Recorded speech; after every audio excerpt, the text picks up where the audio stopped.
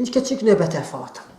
Deməli, indi burada nağıllarda oxuduq ki, imamlar necə öləcəyini bilirdilər. Düzdür? Bəs bu necə öləcəyini bilirdilər şeyində kim xəbər verdi bunlara? Ki, necə öləcəyini bilirdilər. Burada həm sünni, həm şiə etiqadlarını soxacağım ki, bunların etiqadlarına görə Peyğəmbər bunlara ölümlərini xəbər verib. Mən sizə oxuyacağım, ölümlərini xəbər verib, bu hekayəni mən sizə oxuyacağım, kökəni hardan gəlib, Quran nədir, yenə həmişə kimi. Bu ikinci mərhələ deyir ki, baxın, mən sizə tez-tez oxuyum ki, mövzumuz saydın olsun. Peyğəmbər ölümlərə xəbər verib. Peyğəmbər ölümlərə xəbər verib. Bax, Loğman surəsinin 34-cü ayəsində Allah Taala nə dedi? Heç kəs harda öləcəyini bilməz, amma Peyğəmbər xəbər verir. Nədirmiş Peyğəmbər? Birinci bunu deyim, məsəl üçün, bilirsiniz də, bu sünni etiqadında bir şey var da, əşşəri mübəşşəti ilə əl-cənnət deyə bilə mənasız bir şey var, nağıl var, hədis. Cənnətlə müjdələnmiş 10 nəfər. Cənnətlə müjdələnmiş 10 nəfər. Bu nədir? Ya Peyğəmbər cənnətlə müjdəliyib onları. Halbuki Peyğəmbər ki, mən özümün sizin başına gələcəyi bilmirəm, bunlar sizin cənnətlə müjdəliyib. Deyir ki, mən onların içində keçəni bilmirəm. Neysə. Bu hekayə var da sünnilərdə. Cənnətlə müjdəbi. Əşşərət-i mübəşşəri əl-cənnət nədir bu şeyin adı belə deyirlər. Cənnətlə müjdələnmiş 10 nəfər.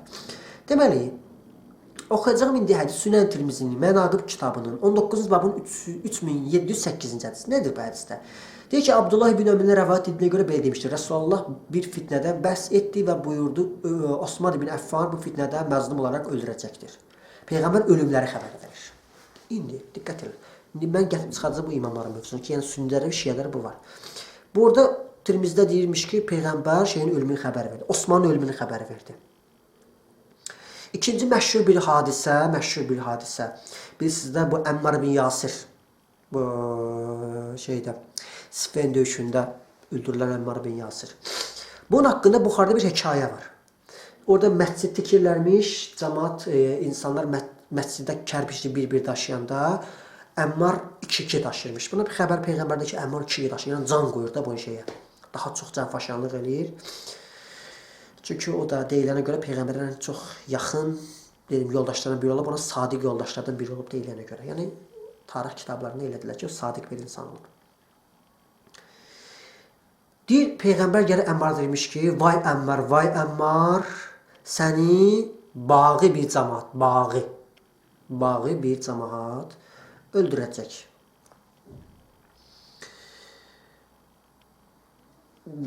Öldürəcəkdir. Əmmar onları cənnətə dəvət edəcək, onlarsa onu cəhənnəmə çağıracaqlar deməyə başladı. Əmmar da demiş ki, fitnədən Allaha sığınır.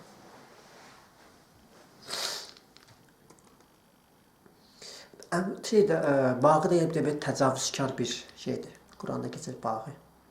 Təcavüzkar qısqanclıq nəticəsində, məsələn deyir, onlar aralarındakı paxıllıq və qısqanclıq nəticəsində ayrılığa düşdülər. Bu hədis deməli keçir Səhih Əl-Buxarın namaz kitabının 63-cü babın 93-cü hədisində. Deməli şeylər var. Əl-Xan Musayın tərcüməti müxtəsərdə 281-ci hədis. 281-ci hədis. Aşağıda 440 yazıb. Səhih Əl-Buxarı 447. Bu müxtəsərdə də var ki, Peyğəmbər şeyi xəbər verilmiş, ölümlərə xəbər verilmiş. İndi bu sünnidə də var, şiədə də var. Şiədə deməli mən sizə oxuyacağım hədis çox maraqlı, gülməli hədis. Yəni çalışın gülməyin bu hədislərə. Amma mən bir şey yoxdur burada. Deməli Usul-Kafinin bu yox. Burasını götürək. Usul-Kafinin bu şeylə 3-cü cildinin 116-cı babı Hüseyn ibn Əli əleyhissalamın həyatı fəsli. Hüseyn ibn Əli əleyhissalamın həyatı fəsli. Bu hədisin deməli 3-cü və 4-cü hədisi. Bu fəsil 3-cü, baxın bu hədis buradan başlayır. Sonra keçir bu yana. Sonra da 4-cü də buradan başlayır. Keçir bu yana. Keçir bu yana. Bu belə gedir. İstəyən ölüb saxlaya bilər. İnternetdə də var. Kitabı özünüzdə əldə edib oxuya bilərsiniz. Görək burada nə deyirlər bunlar. Deməli, 3-cü hədisdə nə deyir? 1255-ci hədisdə Əbu Xədicə Əbu Abdullahdan Cəfər Saqi rəvayət etmişdir ki, Fatimə Hüseynə hamilə qaldığı Cəbrail nazil olub dedi. Cəbrail nazil olub dedi. Görək nə deyirmiş bu Cəbrail. Bəyəfəndi. Fatimə bir oğul doğacaq və sənin ümmətin səndən sonra onu öldürəcəkdir. Oo. Buna görə də Fatimə hamilə qaldıqda və doğduğunda bundan sevinmədi. Sevinmədi. Sonra Əbu Abdullah Cəfər Sadiq belə dedi, dünyada bir ananın oğlan uşağı doğmasını sevinmədiyin görünməmişdir. Elə bir ana yoxdur ki, oğlan uşağı dünyaya gəlsin, amma sevinməsin. Ancaq Fatimə onu dünyaya gətirmək sevinmədi, çünki öldürəcəyini bilirdi. Bu ayə də bu hadisə ilə əlaqədar nazil olmuşdur. Əhqaf surəsinin 15-ci ayəsindəki biz ata-anası ilə yaxşı davranmağı tövsiyə etdik insana. Anası onu əziyyətlə qarnı daş gəzdirmiş və onu əziyyət doğmuşdur. Onu ana bətnində gəzdirilməsi və süddən kəsilməsi 30 aydır. Cəbrail gəlib Peyğəmbərə deyirmiş ki, Hüseyin o öldürüləcək. Öldürüləcək. Peyğəmbərin üstünə atırlar da. 4-cü hədis. Bu maraqlı hədisdir. İstəyirəm bunu tam oxuyun. Sizə yadınıza gələcək belə bir şey. Deməli 1256-cı hədisdir ki, Muhammed ibn Əmr Əznəb Əzzayyət dostlarımızın birindən, o da Əbu Abdullah'dan rəvayət edir ki, zənnələ dostlarımızın birindən filankəsindən o da bəsmankəsindən rəvayət edilmiş ki, gəlib dayanır Əbu Abdullah, o da deyilmiş ki, Cəbrail Muhammedə nazil oldu və ona dedi, ey Muhammed, Allah səni Fatimənin doğacaq və səndən sonra sənin ümmətini öldürəcək bir oğlan uşağı müjdələyir. Dedi ki, ey Cəbrail, Rəbbimə salam de. Mən Fatimənin doğacağı məndən sonra ümmətimin tərəfini öldürəcək bir oğlan uşağına ehtiyacım yoxdur. Allaha etiraz edilmiş. Ya belə bir hadisə. Bu hadisənin yalan olduğunu göstərir. Belə bir şey olmayıb. Heç kim gəlib Peyğəmbərə deməyib ki, Hüseyin öldürüləcək. Ay cəmaət xəbər soyur. Belə bir şey olmayıb. Bu belə bunun yalan olduğunu göstərir. Allah bir qərar verir. Peyğəmbər ki, mən elə bir şey istəmirəm. Başqa? Bəlkə Allaha bir zakaz da verəsən. Allaha deyən ki, uşağı yoxdur. Cəbrail göyə yüksəldi. Sonra yenidən endi. Və sözlərini təkrar, əvvəlki sözü təkrarda Peyğəmbər dedi, ey Cəbrail, Rəbbimə salam de. Məndən sonra ümmətim tərəfini öldürəcək bir oğlan uşağı ehtiyacım yoxdur. Cəbrail göyə yüksəldi, yenidən endi və dedi, ey Muhammed, Rəbbin sana salam söyle və imamlıq, qəyyumluq, vəslik tapşırığını sənin zürriyyətinə verdi bu Peyğəmbər indi razı oldum dedi. Bax. Allahla şey deyir də bu, şərt kəsir. Allahla şərt kəsir ha kişi. Ay insan, Allahla şərt kəsir. Allah deyir ki, sənə mən bir nəvə verəcəm, övlad. Onu ama sən ümmətdə öldürəcək. Deyir ki, istəmirəm. Allah deyir, mən belə bir şey yox istəmirəm. Allah deyir ki, Məhəmməd istəmirəm. Mən necə elim də bu, o nəbzə görə şərbət deyirlər. İndi Məhəmmədin nəbzinə görə Allah şərbət verir. Baxın. Məhəmmədin nəbzinə görə Allah şərbət verir ki, yaxşı Məhəmməd də indi oldu da işte indi bu baş verdi ki, yaxşı ki imamlığı, qəyyumluğu sənin nəslimə verəcəm. Gəl sən razılaş, Hüseynin canını alacam da mən razılaş. Onda Peyğəmbər deyir, indi razıyam, indi. Heç nə demirəm, sizin öz ixtiyarınıza bıraxarım. Özünüz necə siz bunu təvil edin. Necə siz Allah iftira atın. Ağlı insan bilir ki, bu nağıldır. Nağıl. Amma bunu imam mollalar danışırlar. Sizə tanış edəcəm aslında. Sonra Fatimə Allah mənə sənin doğacağın və məndən sonra ümmətini öldürəcək bir oğlan uşağını müjdələdiyi xəbər verir. Fatimə mənim doğacağım və sənin sonra ümməti tərəfini öldürəcək bir oğlan uşağı ehtiyacım yoxdur. Fatimə demiş deyə cavabı göndərdi. Peyğəmbər sonra dedi ki, Fatimə Allaha qarşı çıxmayıb ki, vaxt məsum. Peyğəmbər ona təkrar xəbər göndərdi. Allah imamlığı, qəbul və sənin vəsiliyi mənim zürriyyətimi bəxş etdi. Yahudilərdəki kimi də krallıq sistemi. 12 imam, 2 kral. Bəxş etdi. Bundan görə Fatimə bu cavabı göndərdi. İndi razı oldum. Bunlar konkret Allahla şərt kəsirlər. Allah öz istədiyi kimi bir şey qərar verə bilmir ki. Allah deyir ki, bu Məhəmmədlə bir danışım görüm, nə məsələdir? Nə mənə şeydir bu? Görəm Məhəmməd nə deyəcək mənə? Bəlkə Məhəmməd mənim qərarımı bəyənmədi. Bəlkə mənə Allah deyirmiş ki, bəlkə Məhəmməd mənə fikrimə bir dəyişiklik kömək elədi. Yəni bu çıxır da, bundan başqa nə çıxa bilər? Başqa nə çıxa bilər bundan? Yenə sizin ixtiyarınıza bıraxaram bunu. Sonra ayəni yeni oxur, Əhqaf surəsinin 15-ci ayəsində əgər zürriyyətimi əməli salih et deməsəydi, zürriyyətin hamısı imam olardı. İndi ardıca gəlir. Sizə tanış gələcək bu. Hüseyin nə Fatimənin nə başqa bir qadını südünü əmməmişdir. Hüseyin, İmam Hüseyin nə Fatimənin nə də başqa birinin südünü əmməmişdir. Rasulallah baş barmağını onun ağzına qoyar. O da özünü 3 gün müddətinə tutaraq qədər əmərdi. Bilirsiniz də bu molla çıxır, molla, bu şarlatan molla. İmam Peyğəmbər barmağını soxdu İmam Hüseynin ağzına, deyir o da ondan süd içirdi. Utanmaz. Abırsız insan.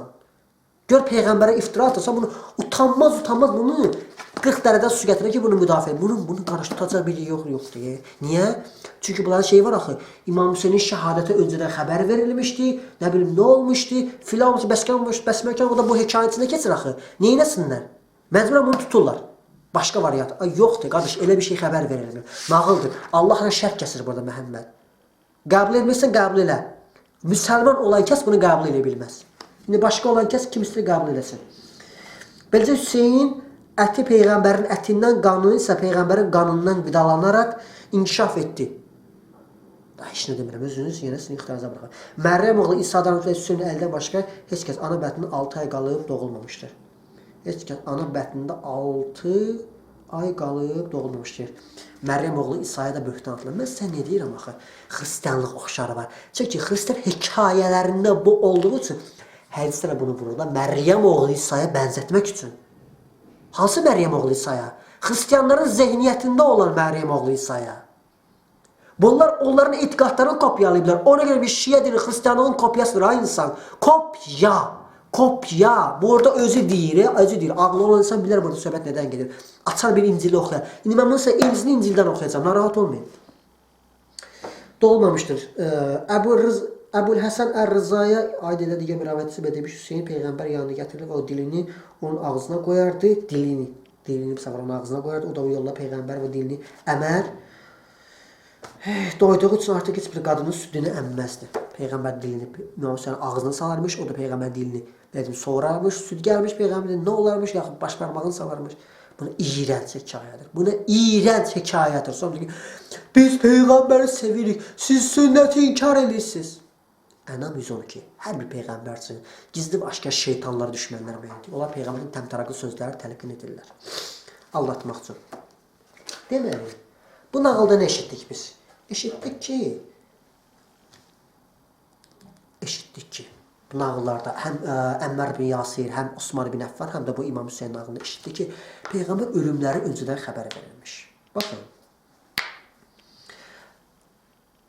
Ərraf 188 mən sizə oxudum da bir də oxuyum ki, Allahın istədiyindən başqa özünə bir fayda, nə bir zərər yetirməyə qadir deyiləm. Əgər qeybi bilsəydim, əlbəttə özümü xeyri artırdı, mən pislik toxunmazdı. Mən sadəcə imarət toplumu xəbərdar edənəm. İndi mən sizə bir şey qulaq asacağım. Sonra cavab verəcəm, narahat olmayın.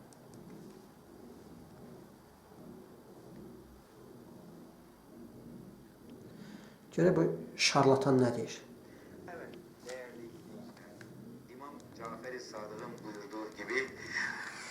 İmam Hüseyin için ağlamalıyız.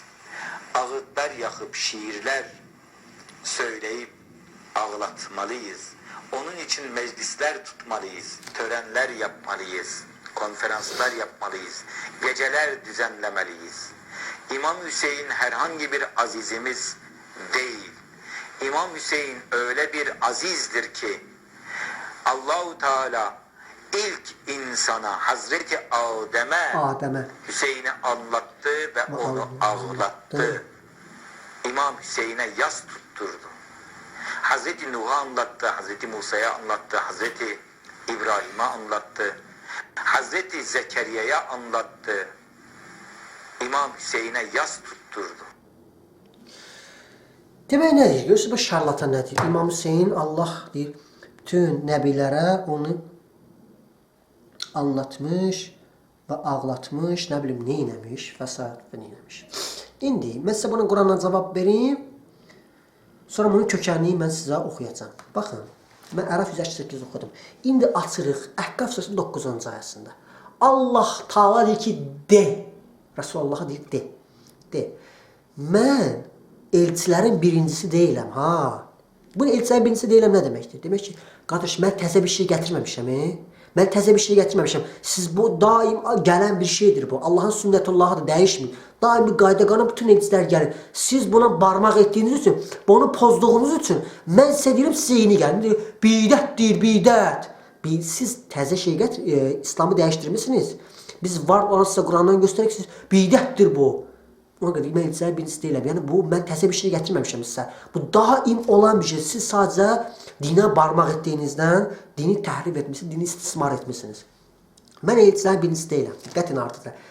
Mənə və sizə nə üz verəcəyini də bilmirəm. Baxın, bu bilmirəm siz nə deməkdir? Nə keçmiş zamanda bilmirdim, nə indi bilmirəm, nə gələcəkdə əsla və əbədən bilməyəcəm. Mən sadəcə mənə vəhy olana tabiyəm, tabi olaram, ona vəhiydir, bu Qur'andır.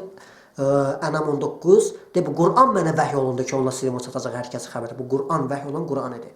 Qur'anlarda İmam Hüseyin haqqında, ölümü haqqında bir şey bildirilməyib ki. Mən sadəcə mənə vəhy tabiyəm, mən yalnız açıq qədər xəbər edirəm. Baxın, indi sizə deyirəm, bizi aldadıblar içəlik. Baxın, böyük hərflə deyirəm, altından xət çəkərək deyirəm.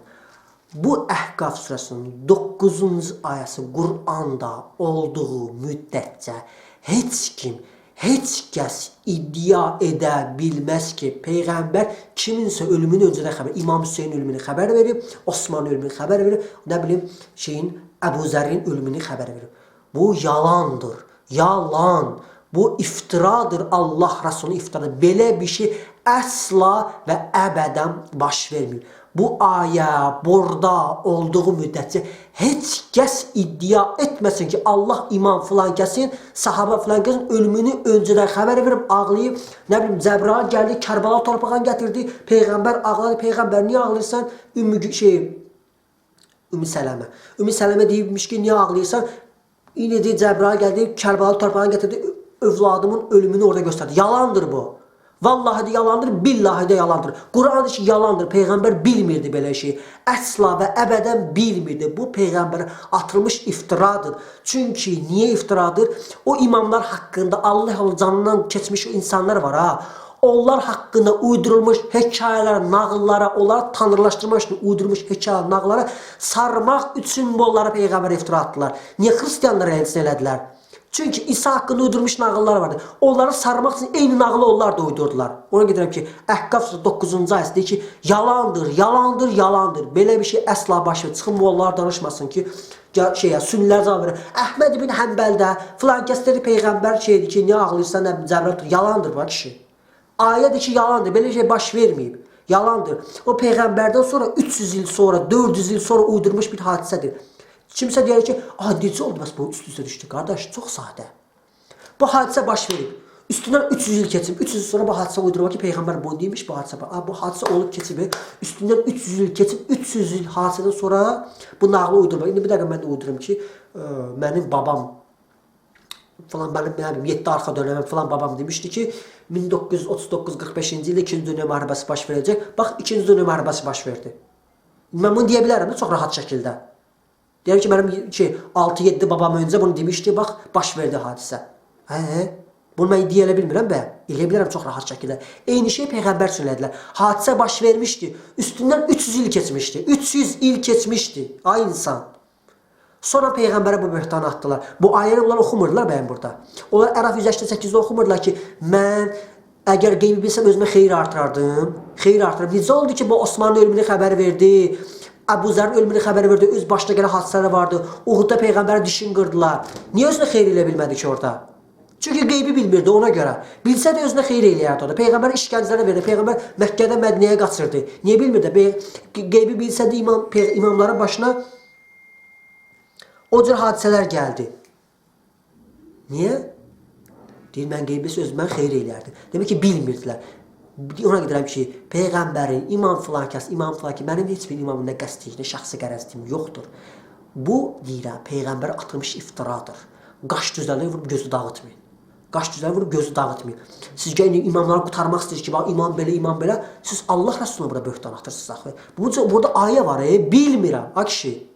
Bilmirəm, bilməyəcəm də. Mümkün deyil. Mən bilmirəm qeybi. Rasulullah davamlı ki, mən qeybi bilmirəm. Oxuyun da Ənam 50, mən qeybi bilmirəm. Deyim, mən qeybi, Hud 31, mən qeybi bilmirəm.